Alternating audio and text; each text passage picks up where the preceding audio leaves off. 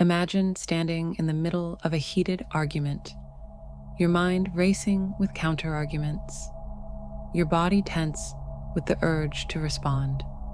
Society tells us that strength lies in speaking up, in defending ourselves, in making sure our voice is heard above the noise. But Nietzsche saw through this illusion. He understood that true power doesn't come from the volume of our words, but from our ability to withhold them. The moment we feel that desperate need to react, we've already lost, because real strength isn't in the fight, but in the choice not to engage. The world is full of people shouting to be heard, competing for attention, mistaking noise for influence. Yet the ones who truly command respect are those who remain silent, who observe, and who speak only when their words carry undeniable weight. We live in an era of endless chatter, social media debates, opinion wars, and conversations that prioritize speed over substance. In this chaos, the loudest voices often mistake volume for authority, believing that dominating the conversation means winning it. But Nietzsche recognized a deeper truth. Those who are truly powerful don't feel the need to fill every silence. The compulsion to respond, to justify, to argue, these aren't signs of strength, but of hidden insecurity. The person who always has a comeback, who can't let a comment go unanswered, is revealing their dependence on external validation. They're reacting, and whoever reacts is being controlled. Meanwhile, the one who masters silence operates from a place of unshakable confidence, knowing that their power isn't diminished by what they choose not to say. Think of the people who have left the deepest impression on you. Were they the ones who never stopped talking, or were they the rare few who spoke sparingly, their words landing with precision? Silence, when wielded correctly, is a formidable weapon. It creates mystery, making you unpredictable and harder to manipulate. It commands respect, signaling that you don't need to prove yourself.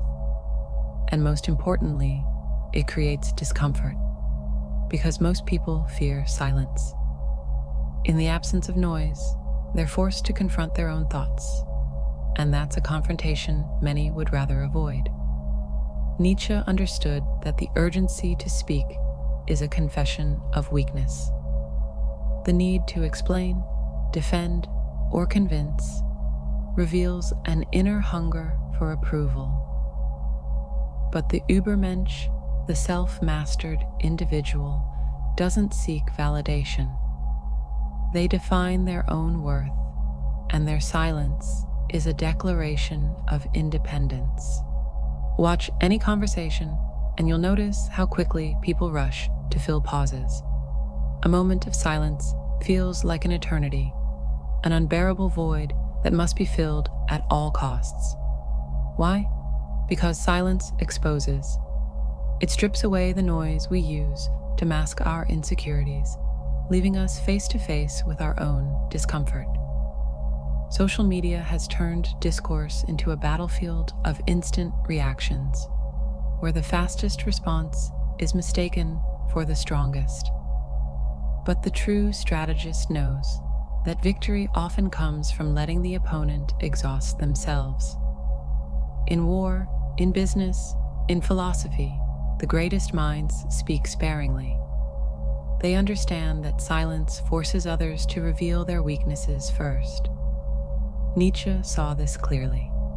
The weak react, the strong observe. The person who rushes to respond is playing a game they've already lost. The one who remains silent, they control the tempo, letting others unravel in the void of their own uncertainty. The Übermensch isn't defined by brute force or dominance, but by absolute self-command. They don't react impulsively, seek approval, or fear misunderstanding. Instead, They choose silence as an act of defiance. In a world addicted to noise, refusing to engage is the ultimate power move. Consider this.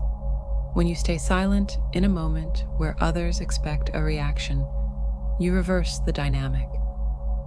Now, they're the ones left grappling with questions. Are you ignoring them? Do you know something they don't? Did they reveal too much in their eagerness? Their mind races while yours remains still.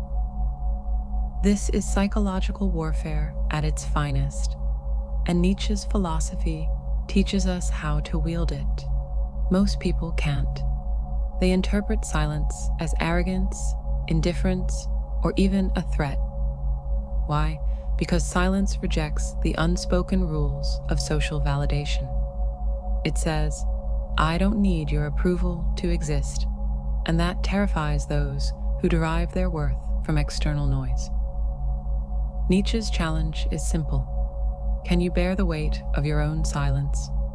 Or do you rush to fill it with unnecessary words, explanations, and justifications? The ability to endure silence is the ultimate test of inner strength. It forces you to confront your own insecurities, to sit with discomfort, and to emerge with a deeper understanding of yourself. To harness the power of silence, start by observing before speaking. Most people respond before fully processing, but the strong listen first. Ask yourself, does this conversation deserve my energy? Not every battle is worth fighting, and sometimes the most powerful move is to let fools talk themselves into defeat. And when you do speak, make every word count. If you're used to speaking sparingly, your words will carry far more weight when you finally choose to break the silence. Nietzsche's philosophy isn't about never speaking. It's about speaking only when necessary, ensuring that every word lands with impact. Nietzsche's philosophy forces us to confront an uncomfortable truth. If you can't endure silence, you're not in control of your words. They're in control of you. The need to fill every pause, to respond to every provocation, to justify every action, these are signs of a deeper insecurity. But the Übermensch doesn't seek validation. They don't need to be understood by everyone. They define their own worth, and their silence is a testament to their strength. So ask yourself, when was the last time you remained silent when the world expected you to speak? And more importantly, what did that silence reveal about you?